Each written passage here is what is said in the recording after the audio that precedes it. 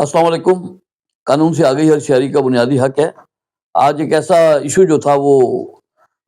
درپیش ہوا ہمارے کیس میں، تو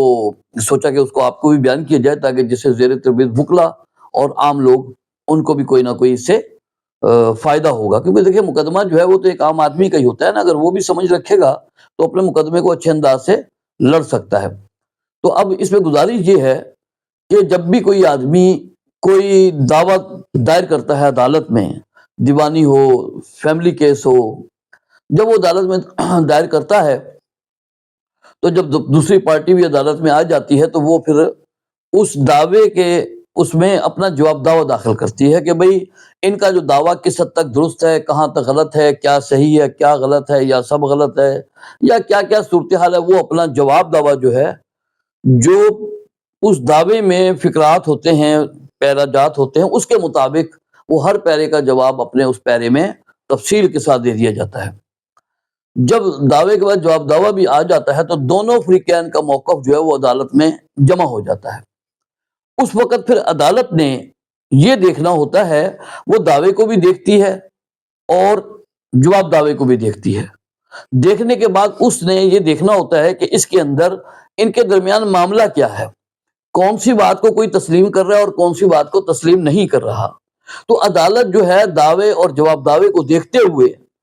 وہ پھر اس کے اندر جو ہے نا کچھ سوالات طے کرتی ہے۔ یہ میں آسان زبان میں اس لیے بیان کر رہا ہوں کہ ایک عام آدمی سمجھ جائے۔ ایشو فریم کرنا اس کو کہتے ہیں، تنقید وضع کی جاتی ہے، مطلب ایسے سوالات جو ہے عدالت طے کرتی ہے کہ چونکہ وہ دعویٰ بھی دیکھ لیتی ہے عدالت، جواب دعویٰ بھی دیکھ لیتی ہے، تو وہ ان سوالات کو مرتب کر دیتی ہے کہ فلاں فریق نے فلاں بات کو ثابت کرنا ہے اور مخالف فریق نے فلاں چیز کو ثابت کرنا ہے۔ تو وہ 5 7 8 10 جو بھی ایشو فریم ہو جاتے ہیں، سوالات تیار ہو جاتے ہیں، وہ اونس بھی ان کے اوپر ہوتا ہے۔ پھر عدالت لکھ دے کون سا نقطہ کس نے ثابت کرنا ہے اور کون سا مدعی نے کرنا ہے اور کون سا مخالف فریق نے کرنا ہے، مدعا کہتے ہیں اس کو، کہ اس نے ثابت کرنا ہے۔ تو یہ جب چیزیں طے ہو جاتی ہیں تو پھر آگے تو ضابطہ ہے کہ جب مقدمہ چلتا ہے تو دونوں فریقین نے اس کے مطابق اپنے اپنے اس سوال کو ثابت کرنا ہے جو عدالت نے اس کے ذمے ایک طرح سے ڈیوٹی لگائی ہے۔ آپ سمجھ لیں کہ یہ پوائنٹ آپ نے ثابت کرنا ہے، تاکہ اس سے پھر عدالت اس نقطے پہ پہنچتی ہے کہ کون سا بندہ غلط کہہ رہا ہے، کون سا صحیح کہہ رہا ہے، کس نے کیا ثابت کرنا ہے۔ تو یہ ایک طرح کا ایک ضابطہ ہوتا ہے، ایک عمل ہوتا ہے۔ بعض دفعہ کیا ہوتا ہے کہ آپ نے کسی نے دعویٰ کیا، دوسرے نے جواب دعویٰ داخل کیا، تو عدالت نے وہ سوالات مقرر کر دیا، مقدمہ چلنا شروع ہو گیا۔ بعض دفعہ اچانک ہی آپ یہ دیکھتے ہیں کہ جو دعوے میں یا جواب دعوے میں آپ دونوں فریقین میں سے کسی نے بھی کوئی موقف اختیار کیا ہے، اس کے اوپر کوئی سوال طے نہیں ہوا، کوئی تنقید وضع نہیں ہوئی، کوئی ایشو فریم نہیں ہوا کہ یہ بھی ایک اس میں ایسا ایشو ہے جو کہ طے ہونا ضروری ہے۔ اگر اس کا سوال مرتب نہیں ہوگا، اگر اس کی مطلب ایشو فریم نہیں ہوگا، اس کی تنقید وضع نہیں ہوگی، تو یقینی طور پہ وہ بات جو اس دعوے میں یا جواب دعوے میں یا جس کے بھی حق میں ہے یا جس کے خلاف ہے، وہ بات طے نہیں ہو پائے گی، کیونکہ وہ سوال جو ہے وہ بنایا ہی نہیں گیا، وہ ایشو فریم ہی نہیں ہوا۔ تو اسی لیے دعویٰ دائر کرنے والا اور جواب دعویٰ داخل کرنے والا دونوں فریقین کو ضروری ہے کہ جس ٹائم عدالت وہ سوالات مقرر کر دے کہ کون سا کس نے ثابت کرنا ہے، ایشو فریم کر دے، تو وہ یہ دیکھ لے کہ کوئی ایسا ایشو رہ تو نہیں گیا،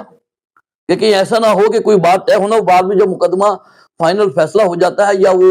اخیر میں پہنچتا ہے تو آپ کو پتہ چلتا ہے کہ ایک فلاں بات تھی، کوئی دستاویز ایسی تھی کہ جو جعلی تھی، کسی نے کہا ہے، تو جعلی بھی ثابت کرنا بھی تو کسی کی ذمہ داری ہے نا، وہ بھی ایشو فریم ہونا چاہیے۔ یا کیس کوئی بھی ہو سکتا ہے، زیورات کا ہو سکتا ہے، جہیز کا سامان ہو سکتا ہے، کوئی پلاٹ کا مسئلہ، کوئی جائیداد کا، تو جو بھی اس کے اندر مسائل ہیں اس کو حل کرنے کے لیے وہ ایشو، وہ سوال ضرور طے ہونا چاہیے عدالت میں، تاکہ اس کے اوپر شہادت پھر آتی ہے، پھر آپ نے وہ نقطہ ثابت کرنا ہوتا ہے، جو ثابت کرتا ہے اس کے حق میں ہوتا ہے۔ بعض دفعہ یہ ہوتا ہے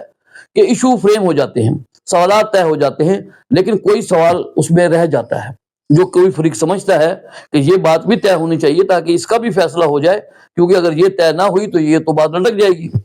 تو اس کے لیے جو بتانے والی بات یہ ہے اس میں کہ اس کے لیے پھر آپ کے لیے ضروری ہوگا کہ آپ عدالت کے اندر ایک درخواست جو ہے آرڈر 14 اور رول 5 ضابطہ دیوانی کے تحت جو ہے عدالت میں ایک درخواست دیں گے کہ اس طرح یہ دعویٰ تھا، یہ جواب دادا تھا، اس میں عدالت نے یہ سوالات مرتب کیے ہیں، یہ ایشو فریم کیے ہیں، یہ تنقید وضع کی ہے، اردو میں کہتے ہیں تنقید وضع کرنا، کہ یہ تنقید عدالت نے وضع کی ہے، لیکن اس کے اندر ہمارے فریقین کے درمیان ایک ایسا ایشو ہے کہ اس کو بھی حل ہونا ضروری ہے، کیونکہ اگر یہ حل نہیں ہوگا تو مقدمہ جو ہے وہ انصاف کے مطابق فیصلہ نہیں ہوگا۔ تو اس کے اندر یہ سوال بھی طے کیا جانا ضروری ہے، بنایا جانا ضروری ہے، اس پر ایشو فریم ہونا ضروری ہے، تنقید وضع ہونا ضروری ہے۔